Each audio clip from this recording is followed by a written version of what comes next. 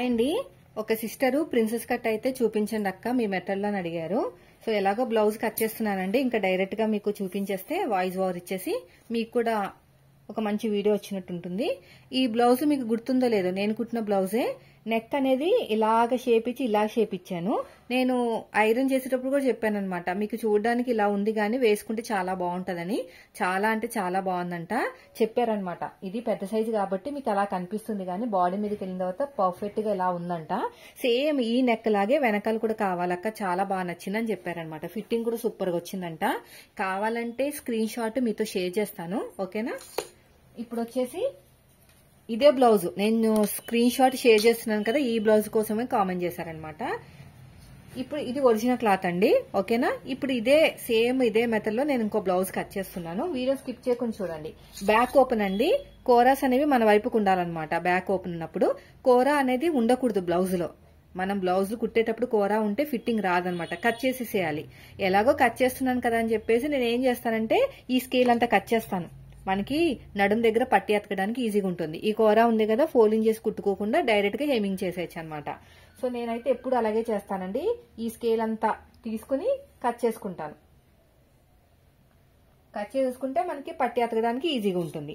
అదే విధంగా ఉక్సు పట్టి కాజా పట్టికి కావాలి కదా బ్యాక్ సైడ్, ఖర్చు కోసం నేను ఒక మార్కింగ్ వేస్తున్నాను, ఓకేనా. బ్యాక్ పార్ట్ కోసం మాత్రమే ఇది, మనకి ఫ్రంట్ పార్ట్ కోసం అయితే కాదు.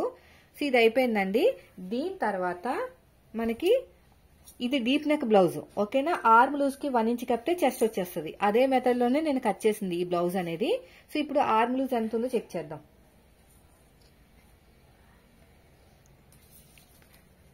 ఇక్కడ షోల్డర్ కుట్టు ఉంది కదా జాయింట్, ఆ కుట్టు దగ్గర నుంచి సైడ్ జాయింట్ ఫస్ట్ కుట్టు వరకు ఎంత వచ్చిందో చూడాలి, ఓకేనా. సైడ్ జాయింట్ ఫస్ట్ కుట్టు వరకు 8.2 అంటే దీనికి 1 ఇంచ్ కప్పితే 9.2, 36-37 సైజు బ్లౌజ్ అనమాట, ఓకేనా. 9.2 అనే చెస్ట్.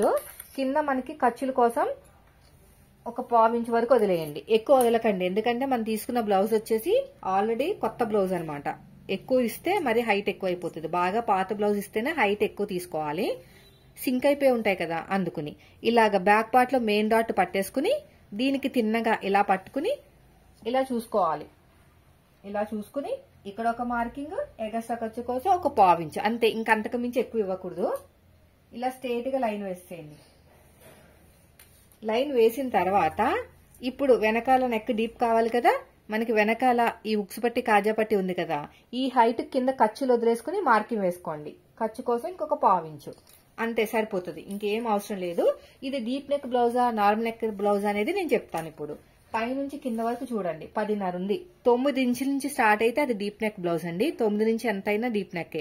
8, 7 అలా ఉంటే మనకి నార్మల్ నెక్. 6 అయినా సరే నార్మల్ నెక్. 6, 7, 8 అయితే నార్మల్ నెక్. ఇంకా 3, 4, 3 కూడా కాదు, 3 అంటే బోట్ నెక్. 4, 5 అయితే మాత్రం అది వచ్చేసి మామూలుగా హై నెక్ టైప్ అనమాట, ఓకేనా. 3.5, 4 అయితే బోట్ నెక్, ఓకేనా. అర్థమైంది కదా. ఇప్పుడు నెక్స్ట్ వచ్చేసి చెస్ట్ అంటే 9.2 అనమాట చెస్ట్ అనేది. ఎగస్ట్రా ఖర్చు కోసం 2 ఇంచులు.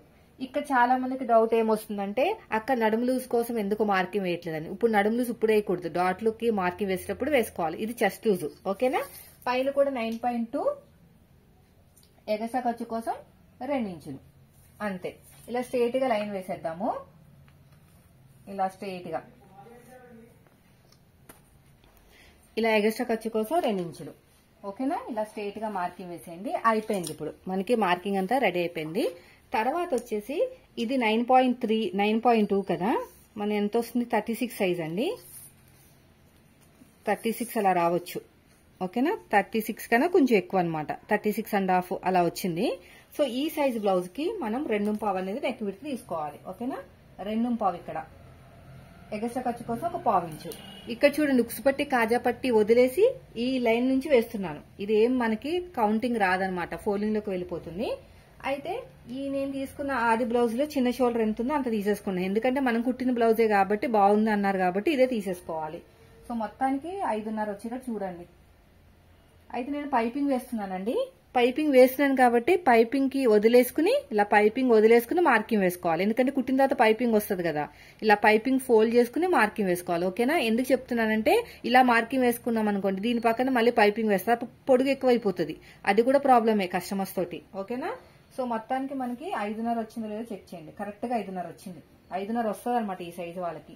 6 ఇంచులు సంకడం చూద్దాం, పెట్టుకుని చూద్దాము. మోస్ట్లీ 6 ఇంచులు సరిపోతుంది. మళ్ళీ కింద కూడా 5.5 తీసుకోండి, స్ట్రైట్ గా లైన్ గా రావడానికి.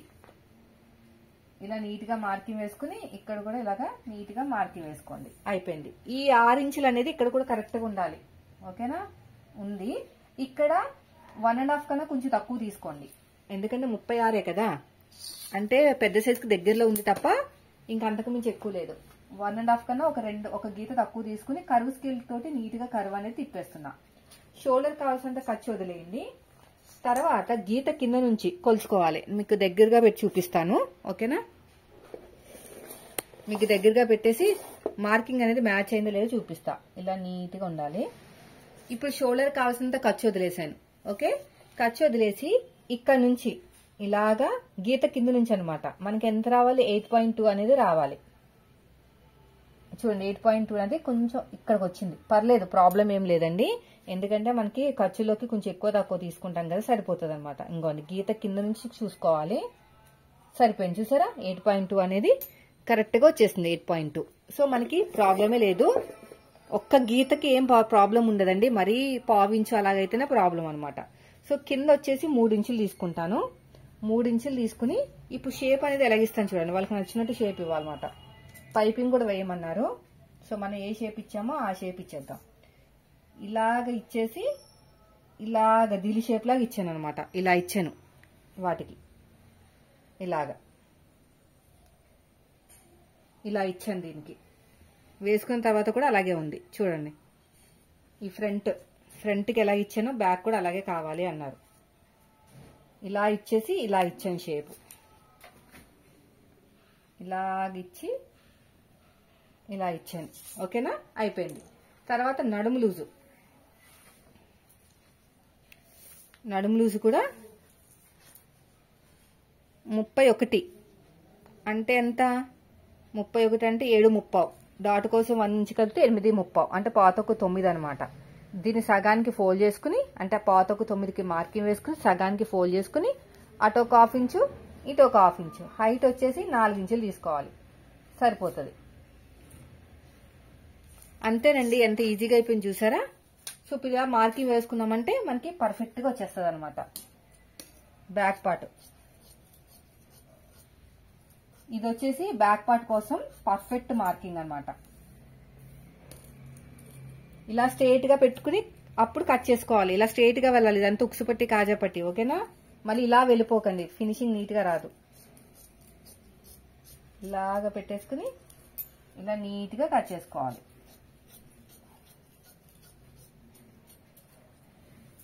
ఇక్కడ కూడా అంతే. ప్రిన్సెస్ కట్ ఇంకా టైం పడుతుందండి. నేనైతే బ్యాక్ పార్ట్ చెప్పాను కదా, నెక్స్ట్ వీడియోలో అయితే ప్రిన్సెస్ కట్ చెప్తాను.